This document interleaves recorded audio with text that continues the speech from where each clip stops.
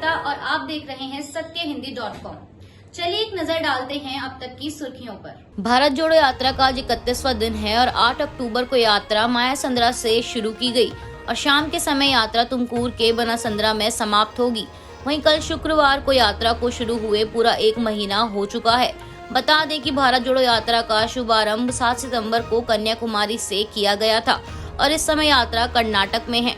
वहीं कन्याकुमारी से कश्मीर तक का सफर तय करने के लिए कांग्रेस द्वारा 5 महीने का टारगेट सेट किया गया है और इस दौरान यात्रा पूरे 3570 किलोमीटर की दूरी तय करेगी, जिसमें से अब तक 700 किलोमीटर की दूरी तय की जा चुकी है। बिहार के रेल मंत्री के पद पर रहते हुए लालू प्रसाद यादव ने कई जोन्स जैसे दिल्ली, मुंबई, कोलकाता, जबलपुर, जयपुर और पटना में उन लोगों को रेलवे में ग्रुप डी की नौकरी दी जिन्होंने अपनी जमीन या तो लालू यादव और राबड़ी देवी के नाम की या फिर लालू की company AK Infosystems private limited के नाम की। पहले इस मामले में 23 सितंबर 2021 को केस दर्ज कर CBI द्वारा जांच शुरू की गई और अब जांच पूरी होने पर CBI ने मामले में चार्जशीट दाखिल की है। CBI इंस्पेक्टर जयराज कटियार द्वारा जांच पूरी कर जो रिपोर्ट सौंपी गई है उसके मुताबिक साल 2004 से 2009 के बीच कई लोगों को अलग अलग जोन्स में रेलवे में ग्रुप डी के पद पर नौकरी दी गई और उन्हें बाद में अज्ञात इंडियन रेलवे के अधिकारियों ने रेगुलर कर दिया। इन लोगों ने जमीन देने के बदले ग्रुप डी की नौकरी पाई थी। इसके साथ ही जांच में सामने आया है कि सर्कल रेट से बहुत कम दामों में ये जमीनें लालू यादव और उनके रिश्तेदारों ने खरीदी, जबकि इन जमीनों की सर्कल रेट से काफी ज्यादा कीमत थी। इसके अलावा जांच में सामने आया कि जो शख्स पटना में रहता है उसे अलग अलग जोन्स जैसे कलकत्ता, जयपुर और दिल्ली में अपॉइंट किया गया, जबकि इन जोन्स में किसी नौकरी के लिए कोई पब्लिक नोटिस नहीं निकाला गया था। वहीं जांच के हिसाब से 7 प्रॉपर्टी ऐसी हैं जो सेल डीड और गिफ्ट डीड के तौर पर तकरीबन 1,05,292 स्क्वायर फीट एक्वायर कर रखी है और इन सभी लैंड की पेमेंट कैश दिखाई गई थी। करंट समय में इन सभी की टोटल कीमत 4,29,80,650 है।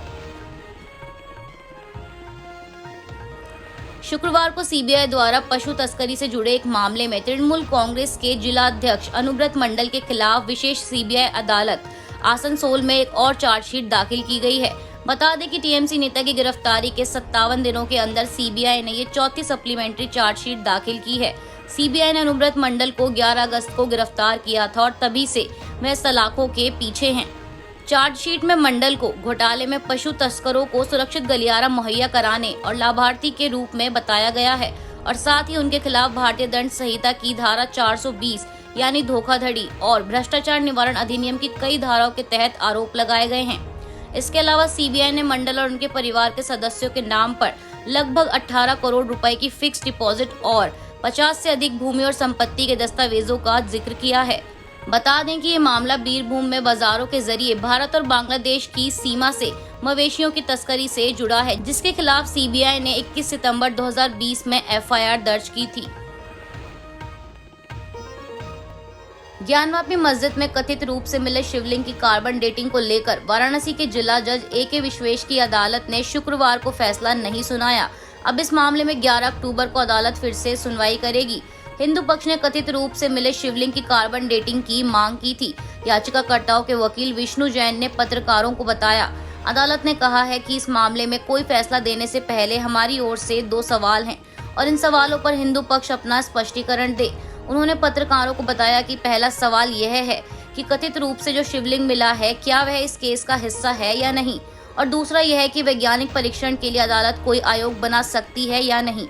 इस मामले में दोनों पक्षों की दलीलों को सुनने के बाद अदालत ने 29 सितंबर को अपना फैसला सुरक्षित रख लिया था। ज्ञानवापी मस्जिद का प्रबंधन करने वाली अंजुमन इंतजामिया कमेटी के अलावा राखी सिंह नाम की एक महिला ने भी विरोध किया था। शुक्रवार शाम यानी 7 अक्टूबर को राजधानी दिल्ली और NCR में CNG की खुदरा बिक्री करने वाली कंपनी इंद्रप्रस्थ गैस लिमिटेड ने CNG की कीमत में 3 रुपए प्रति किलो की वृद्धि की है और इस बढ़ोतरी के पीछे का सबसे बड़ा कारण बताया जा रहा है नेचुरल गैस की कीमतों में रिकॉर्ड तोड़ वृद्धि, जिसके बाद अब राजधानी दिल्ली में कीमत 3 रुपए प्रति किलो बढ़कर 78.61 हो गई है। वहीं नोएडा, ग्रेटर नोएडा और गाजियाबाद में कीमत 81.17 पहुंच गई है। इसके अलावा गुरुग्राम में 86.94, रेवाड़ी में 79.07 और मुजफ्फरनगर में 85.84 हो गई है।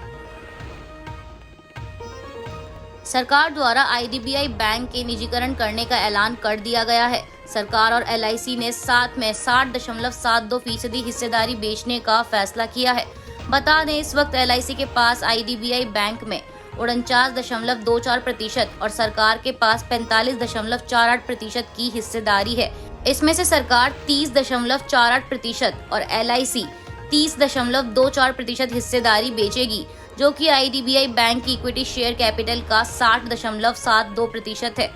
मौजूदा बाजार मूल्य पर सरकार और LIC की 60.72% की हिस्सेदारी का मूल्य करीब 27,800 करोड़ रुपए से अधिक होगा।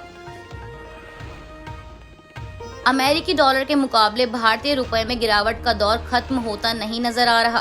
कल यानी शुक्रवार को रुपया 15 पैसे की गिरावट के साथ 82.32 पर बंद हुआ और ये अब तक का सबसे निचला स्तर है जब रुपया दिन के अंत में 82 के पार रहा हो। बता दें कि गुरुवार को पहली बार डॉलर के मुकाबले भारतीय रुपए ने 82 के स्तर को पार किया था। आज के लिए बस इतना ही। बाकी की खबरों के लिए बने रहिए सत्यहिंदी.com पर।